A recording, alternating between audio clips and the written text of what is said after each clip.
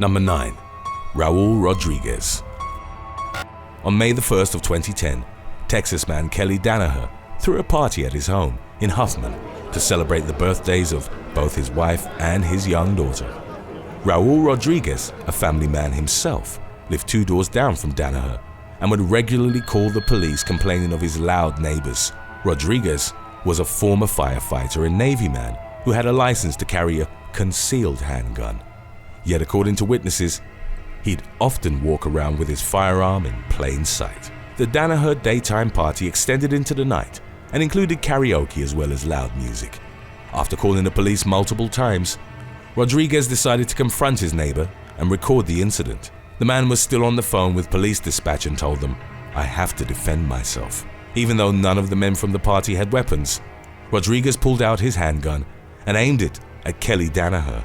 As another man from the party approached him, he fired his weapon multiple times, killing Danaher.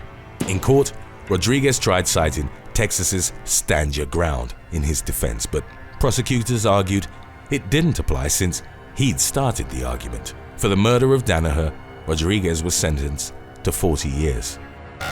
Number 8. William Woodward. In the neighborhood of Titusville, Florida, William Woodward and Gary Hembry lived on the same street. Their children played together, and the 2 men had been friends for several years. Everything changed in the summer of 2012 when the Woodwards accused Hembry's daughter of stealing a birthday present, which had been left on their porch for their own daughter. The relationship between the 2 families rapidly disintegrated into threats and taunts. They started calling the police on each other for various offenses. The conflict escalated after William Woodward, who testified in court he was a disabled Army veteran with PTSD, was forced to get rid of his chickens. Hembry had reported Woodward for illegally raising the birds, which the veteran regarded as therapy animals. During the ongoing feud, neighbor Tim Blake, a former friend of both men, took Hembry's side. The conflict reached its peak on Labor Day 2012, when Hembry was having a barbecue at his home. In the months leading up to it, he, along with Roger Picciol, a man who was living with him, had reportedly taunted and insulted Woodward. The Army veteran took a gun and went to Hembry's house. He fatally shot Picciol on the lawn in front of his son. He then went over to Tim Blake's house and shot him 11 times. As Hembry came out to check on the commotion, Woodward shot him in the chest. He fired 2 more bullets into Picciol's head after he returned. Hembry and Picciol died while Blake survived. Woodward was charged with first-degree murder and attempted murder. Number 7. Deborah Kinsey. On October the 20th of 2015, Deborah Kinsey called 911 to report that she'd found her neighbor, Charlotte Nicholas, dead and covered in blood. Kinsey lamented the death of the woman whom she reportedly regarded as a friend. She even complained to the authorities of the violent incident, which she described as uncharacteristic of the neighborhood in Oakland Park, Florida. However, it was later revealed that the women, both in their early 60s, weren't as friendly as Kinsey would have had investigators believe. Nicholas was reportedly afraid of Kinsey, whom she described as mentally unstable, and had sent her multiple text messages in which she'd urged the woman to leave her alone. Moreover, Kinsey had gone to a pawn shop on the day of the killing, wearing blood-stained clothes, to sell several rings. They were later identified as belonging to Nicholas. The following day, Kinsey was quoted by an online newspaper as saying that she was sorry her friend had been stabbed, even though the details of the murder hadn't been released to anyone. Once tied to the killing, Kinsey admitted under interrogation she'd had an altercation with Nicholas, but claimed to have blacked out for most of it. Analysis of the victim's body revealed she'd been stabbed over 70 times with a knife, as well as a screwdriver. Number 6. Abdul-Bar I. In December of 2010, a dispute over snow clearing ended in murder in the German town of Schnellenbach. The men involved, only identified as 45-year-old Abdul-Bar I and Wolfgang K., aged 49, had an argument over whose responsibility it was to shovel the snow on the shared entrance to their properties.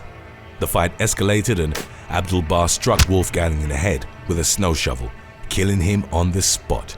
It was later revealed that the two had been feuding for years, one major reason being that Wolfgang had built his home too close to Abdul-Bar's, depriving him of his view. Number 5. Jonal Jordan. In 2017, a father of 6 was beaten to death by his deranged neighbor for no apparent reason in an apartment building from the Bronx borough of New York City. 46-year-old Bakary Darbo was in an elevator heading back down from his apartment on the 9th floor. When the doors opened on the 7th floor, he was dragged out and viciously attacked by his neighbor, Janelle Jordan. The man struck Darbo with his fist and a cell phone before fleeing the scene. Prior to the attack, Jordan had reportedly been spotted shadowboxing in the hallway. Darbo succumbed to his injuries while Jordan was arrested a few blocks away after the police found him in blood-soaked clothes.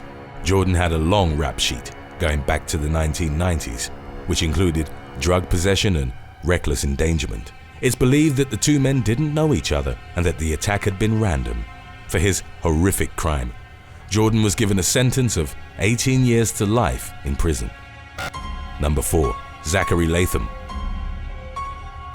In May of 2020, a New Jersey teenager fatally stabbed his 51-year-old neighbor in a confrontation that was allegedly motivated by aspiring TikTok fame. Zachary Latham, who'd recently turned 18, had been feuding with William Durham Sr. for roughly 2 years over the former's reckless driving on the residential road where they lived.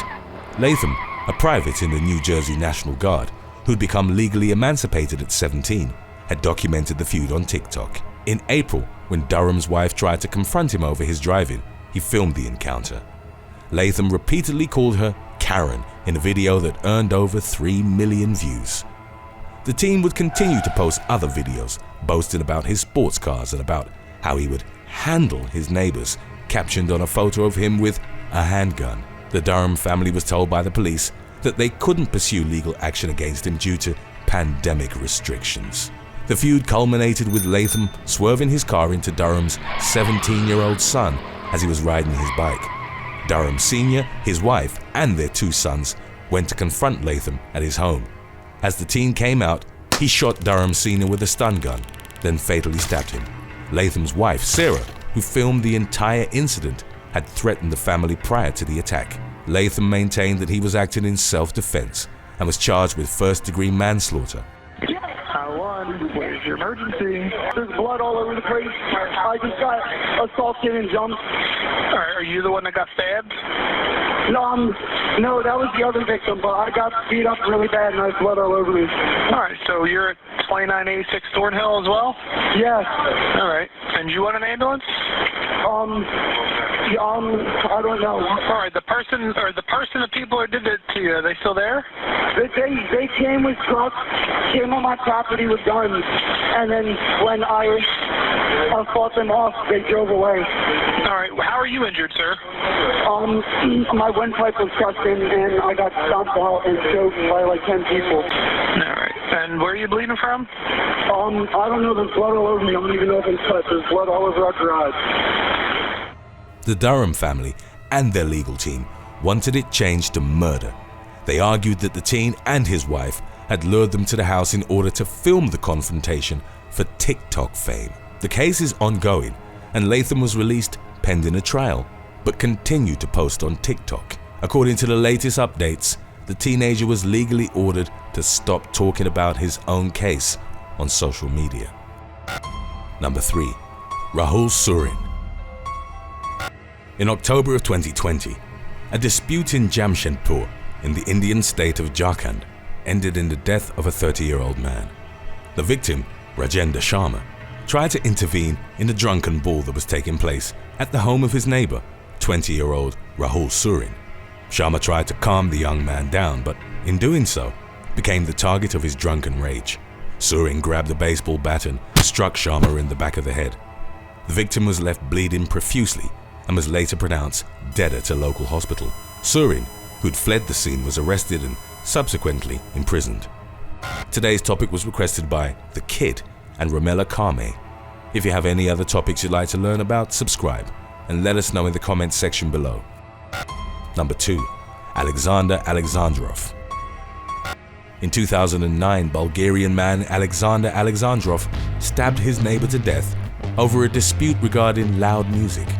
According to the Croatian Times, 27-year-old Martin Kromov had been listening to Angels by Robbie Williams on repeat for over a week After listening to the song being played at top volume thousands of times, 45-year-old Alexandrov flew into a fit of rage and fatally stabbed Kromov. He was captured by the police after he'd run out of gas while trying to dispose of his victim's body.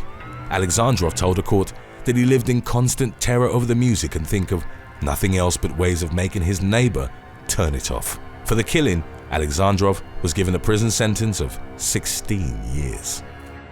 Number 1. Melanie Smith.